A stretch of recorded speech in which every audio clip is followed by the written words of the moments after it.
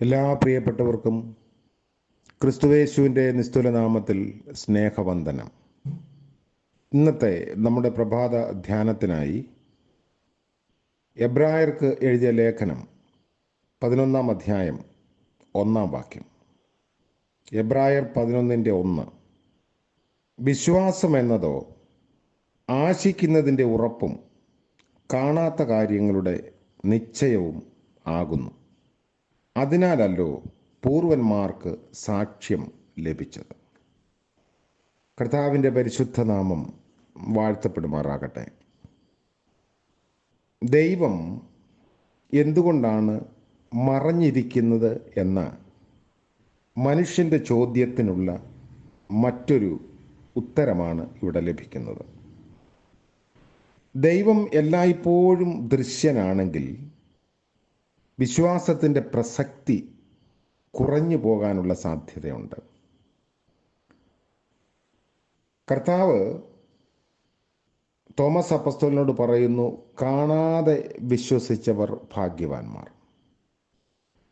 വിശ്വാസികളുടെ പിതാവ് എന്ന് സാക്ഷ്യം പ്രാപിച്ചവനായ അബ്രഹാമിനെ പറ്റി രേഖപ്പെടുത്തിയിട്ടുള്ളത്, വിശ്വാസത്താൽ അബ്രഹാം തനിക്ക് അവകാശമായി കിട്ടുവാനിരിക്കുന്ന ദേശത്തേക്ക് യാത്രയാവാൻ വിളിക്കപ്പെട്ടാറെ അനുസരിച്ച് എവിടേക്ക് പോകുന്നു എന്നറിയാതെ പുറപ്പെട്ടു. വിശ്വാസത്താൽ അവൻ ഒരു വാഗ്ദത്ത ദേശത്ത്, ഒരു അന്യദേശത്തെന്ന പോലെ ചെന്നു. അപ്പോൾ വിശ്വാസമാണ് ആത്മീയതയുടെ സ്ഥായീ ഭാവം. ആ വിശ്വാസം നമ്മിൽ ഉദിപ്പിക്കാൻ ദൈവം മറഞ്ഞിരിക്കാം. ഒരു വലിയ സുവിശേഷ പ്രസംഗകനായ ബോർഹാം തൻ്റെ ബാല്യകാല അനുഭവം അനുസ്മരിക്കുന്നത് ഇങ്ങനെയാണ്. മാതാവും പിതാവും വളരെ അസ്വസ്ഥരും ആകുലതയിലും ഉത്കണ്ഠയിലും മുഴുകിയവരുമായിരുന്നു. സാമ്പത്തിക പ്രതിസന്ധിയാണ് ഇതിൻ്റെ കാരണം. എന്നാൽ പെട്ടെന്ന് അന്തരീക്ഷത്തിന് മാറ്റം വന്നു. അന്വേഷിച്ചപ്പോൾ ഒരു കടലാസ് കുറിപ്പാണ് അതിന് കാരണമായത്. ഭിത്തിയിൽ തൂക്കിയിട്ട കലണ്ടറിൽ ആ ദിവസത്തെ ചിന്താവിഷയമായി ബൈബിളിലെ ഒരു വാക്യം കണ്ടു. ഇത്രത്തോളം യഹോവ ഞങ്ങളെ സഹായിച്ചു എന്നുള്ളതായിരുന്നു ആ വാക്യം. കടുത്ത നിരാശയിലും ആന്തരിക സംഘർഷത്തിലും ആ വാക്യം ആ മാതാവിൻ്റെ ഹൃദയത്തെ സ്പർശിച്ചു. അവർ അതിലെ സത്യം ഓർത്ത് നെടുവീർപ്പിട്ട് കരഞ്ഞു. ഹൃദയത്തിലെ ഭാരം അപ്പാടെ അപ്രത്യക്ഷമായി. വൈകിട്ട് പിതാവ് മടങ്ങിയെത്തിയപ്പോൾ ഈ അനുഭവം പങ്കുവച്ചു. പിൽക്കാല അനുഭവത്തിൽ ബോർഹാം പ്രസ്താവിച്ചത്, ജീവിതത്തിൻ്റെ വലിയ പ്രതിസന്ധിയിലാണ് ദൈവത്തെ കണ്ടത്, വിശ്വാസത്തിൻ്റെ ശക്തി മനസ്സിലാക്കിയത്. വിശ്വാസമാണ് ഭാവിയിലേക്ക് നിറഞ്ഞ പ്രതീക്ഷയോടെ നോക്കാൻ നമ്മെ സഹായിക്കുന്നത്. സകലതും ദൈവത്തിൻ്റെ ബലമുള്ള കരങ്ങളിൽ കീഴെ ഭദ്രമാണെന്നുള്ള ദൃഢമായ വിശ്വാസം. ആ ഒരു വിശ്വാസത്തിലെത്തുമ്പോൾ മാത്രമേ ദൈവത്തെ ദർശിക്കാൻ നമുക്ക് കഴിയുള്ളൂ. അതിനുവേണ്ടിയാണ് ദൈവം മറഞ്ഞിരിക്കുന്നത് എന്ന് പറയാം. മറ്റൊന്ന്, ദൈവം മറഞ്ഞിരിക്കുന്നത് നമ്മുടെ അകൃത്യവും പാപവും കാരണമാണ്.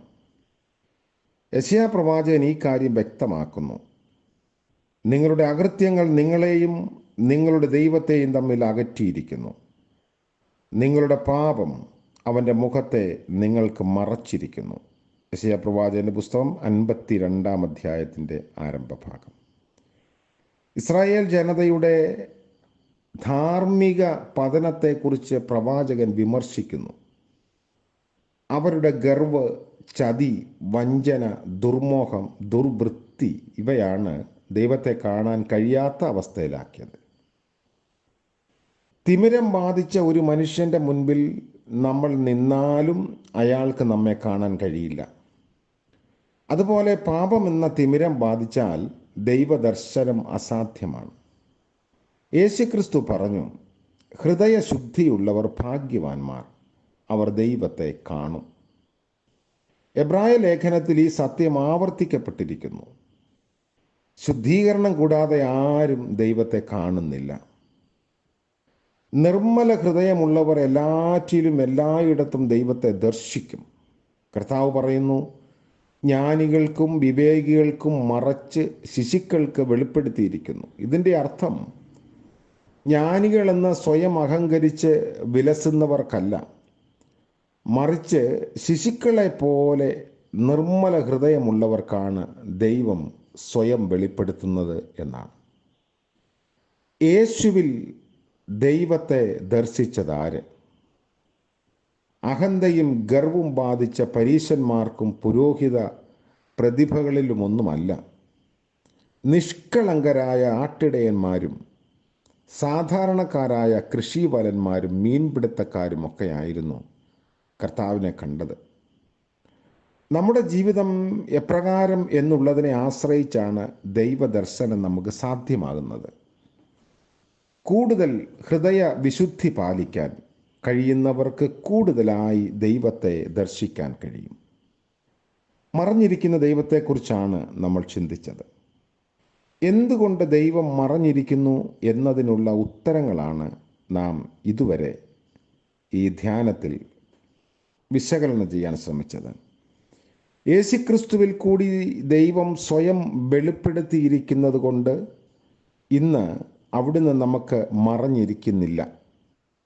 ദൈവത്തിൻ്റെ സർവസമ്പൂർണതയും ദേഹരൂപമായി യേശുവിൽ വസിക്കുന്നു. അതുകൊണ്ട് നമ്മുടെ നോട്ടം യേശുവിങ്കിലേക്ക് ആകണം. കർത്താവായ യേശുക്രിസ്തുവിലൂടെ ദൈവം ലോകത്തിന് വെളിപ്പെടുത്തി. അത് നമ്മുടെ ജീവിതത്തിൻ്റെ എല്ലാ അനുഭവത്തിലും നിരന്തരമായ നമ്മുടെ ദൈവത്തോടുള്ള ബന്ധത്തിലും ഈ ഒരു ദർശനത്തിൽ നമുക്കും ദൈവിക സാമീപ്യം അനുഭവിക്കാൻ സാധിക്കും. ജീവിതത്തിൻ്റെ കഷ്ടതകളിലും പ്രയാസങ്ങളിലും ദുഃഖങ്ങളിലും നിരാശയിലും നെടുവീർപ്പുകളിലും ദൈവത്തെ ദർശിക്കാനുള്ള കൃപ നമുക്ക് നൽകിയിരിക്കുന്നു. പുതിയ ദിനത്തിൻ്റെ അനുഗ്രഹത്തിനായി നമുക്ക് പ്രാർത്ഥിക്കാം. കരുണ നിറഞ്ഞ വാഴ്ത്തപ്പെട്ട ദൈവമേ, മറ്റൊരു പ്രഭാതം കൂടെ ഞങ്ങളുടെ ആയുസ്സിൽ അവിടുന്ന് ദാനമായി നൽകിയത് ഓർത്ത് നന്ദിയോടെ ഞങ്ങൾ അങ്ങയെ സ്തുതിക്കുന്നു. ഇന്നത്തെ പകൽക്കാല ജീവിതത്തിൽ കർത്താവെ, അങ്ങയെ ദർശിപ്പാനുള്ള കൃപ ഞങ്ങൾക്ക് നൽകണമേ. ജീവിതാനുഭവങ്ങളിൽ നിറഞ്ഞു നിൽക്കുന്ന കർത്താവിനെ ഞങ്ങൾ ഉൾക്കണ്ണുകൊണ്ട് കാണാനുള്ള കരുണ നൽകണമെന്ന് പ്രാർത്ഥിക്കുന്നു. ഇന്ന് പ്രഭാതം മുതൽ പ്രദോഷം വരെയും അങ്ങയുടെ സാന്നിധ്യത്തിലും അനുഗ്രഹത്തിലും ഞങ്ങളെ വഴി നടത്തണമേ. ആവശ്യങ്ങളിൽ അവിടുന്ന് കൂടെ ഇരിക്കണമേ. രോഗികളായിരിക്കുന്നവർക്ക് വിടുതലും സൗഖ്യവും നൽകണമേ.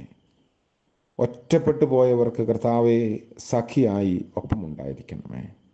ഇന്ന് ജന്മദിനം ആഘോഷിക്കുന്ന പ്രിയപ്പെട്ടവർക്ക് വേണ്ടിയും വിവാഹവാർഷികം ആഘോഷിക്കുന്നവർക്ക് വേണ്ടിയും പ്രത്യേകമായി പ്രാർത്ഥിക്കുന്നു. അനുഗ്രഹത്തിൻ്റെയും നന്മയുടെയും പുതിയ വർഷം ദാനമായി നൽകുമാറാകണമേ. യേശു മശിഹയുടെ നാമത്തിൽ പ്രാർത്ഥിക്കുന്നു, കൃപയോടെ കേൾക്കുമാറാകണമേ. ആമേൻ.